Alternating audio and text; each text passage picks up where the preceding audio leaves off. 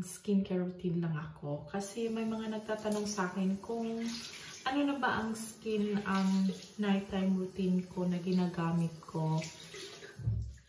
Kasi bumibili ako ng mga bagong skincare. Tapos, pareho lang naman. Pero siguro ang different lang is bago lang yung skincare kahit pinakita ko na sa pinaka-last na video ko. Ipakita ko pa din sa inyo kung ano talaga yung ginagamit ko now. At the moment na nighttime routine ko. So first of all, ginagamit ko ay ang aking Lizel Cleanser. So pareho pa din ng pinakita ko dati. Ito din ginagamit ko sa gabi. Ang aking Lizel. So isang pump lang siya. Tapos minamassage mo lang siya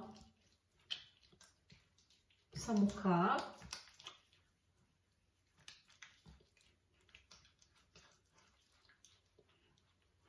Ang ano nito sa Lizel is you just have to be patient and just massage your face because it's very relaxing and it's very calming as well.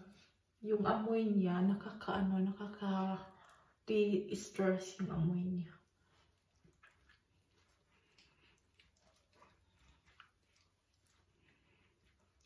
And it smells really nice as well.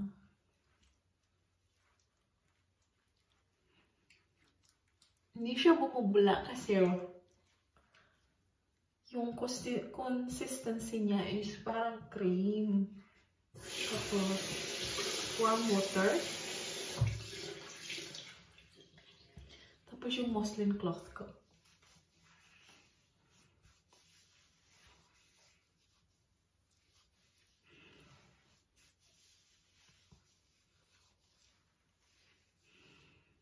It's nice to use the muslin cloth as well. Kasi para din siyang parang nagsascrub ng face mo.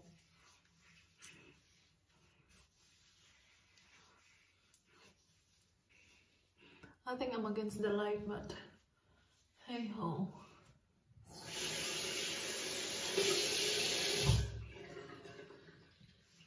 So that's my Lizel done. I double cleanse and I use the Neutrogena, yung bago kong bili na Neutrogena. I really love this because the smell of this is so relaxing. Usually use 3 pumps of it. And oh, it smells really nice. Has a foam. Then you just massage it sa face mo.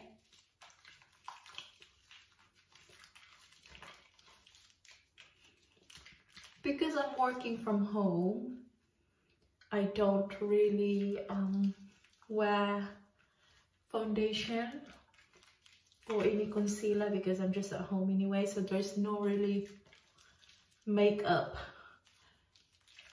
sa face ko. Just dry your face. And now my face is dry, so ito yung face ko when after to cleanse. Yan. So as you can see, I have a few spots here because it's that time of the month, so I can't really avoid it. So they're just appearing. Lumalabas lang sila somewhere here. So with the Kojic soap, hindi muna ako gumagamit ng Kojic kasi gusto kong bumalik sa Lizel at gusto kong itry yung Neutrogena na bago, kaya hindi muna ako bumalik sa Kojic. We'll see. Pero ginagamit ko yung Kojic sa katawan ko, hindi sa face ko. Kaya ito yung mukha ko. And then, so sa toner, ito yung ginagamit ko na toner. Ito yung bagong toner na ginagamit ko. Pinakita ko din to sa last video ko kasi bagong bili ko din siya. Wala siyang color, talagang plain. Lang siya.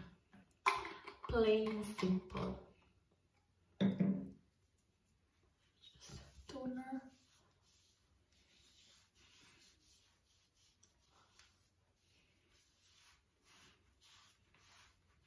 And then just wait for it to dry and then we'll move on to the next.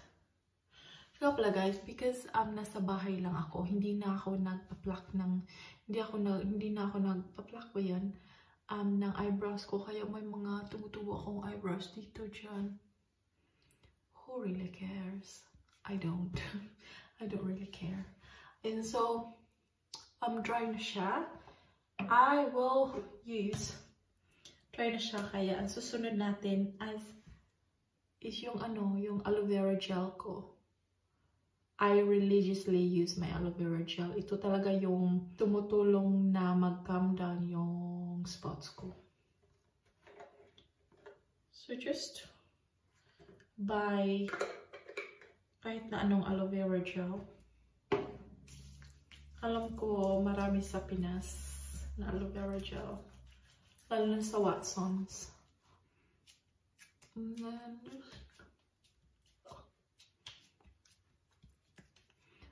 look at my nails. Oh my gosh.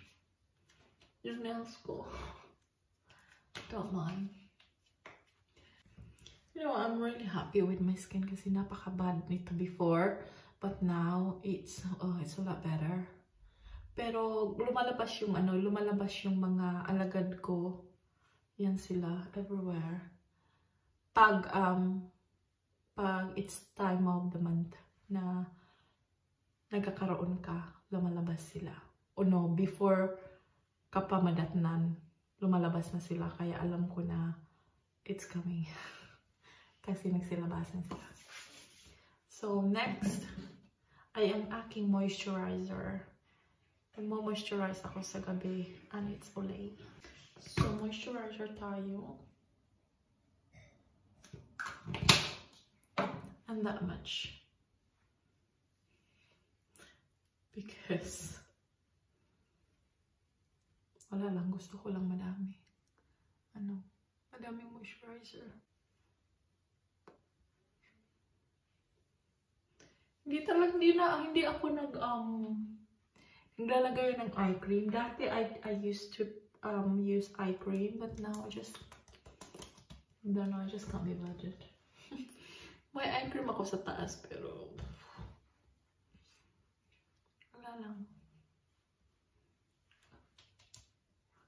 And then I'm just gonna let it dry. Para naman. So guys, sa mga nagtatanong sa akin why my skin is so clear, my skin is not really clear. As you can see, may mga spots ako na lumalabas. Pero hindi gaya na dati na ang dami talaga nila. Sa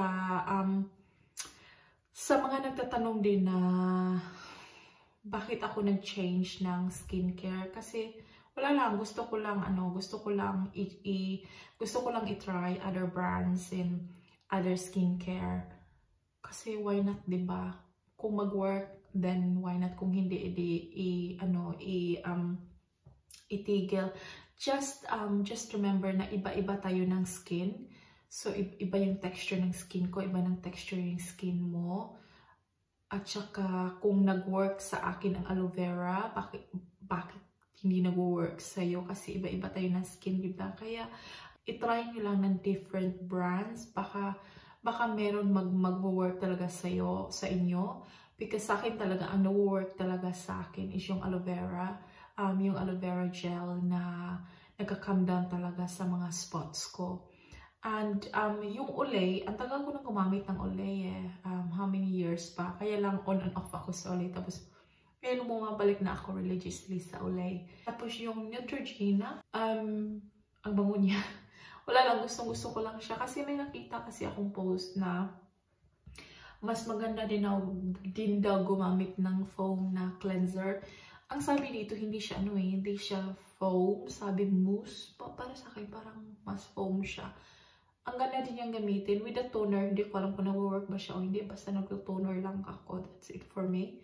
And yeah, I will update you guys kung mag-change ba yung skin ko. Basta yung spots ko, lumalabas talaga sila. Pag the time of the month na magkakaroon ka na, hindi ko talaga sila maiwasan. Lumalabas talaga sila. It's part of my hormones. Thank you very much guys for watching and I will see you next time sa aking video. Bye!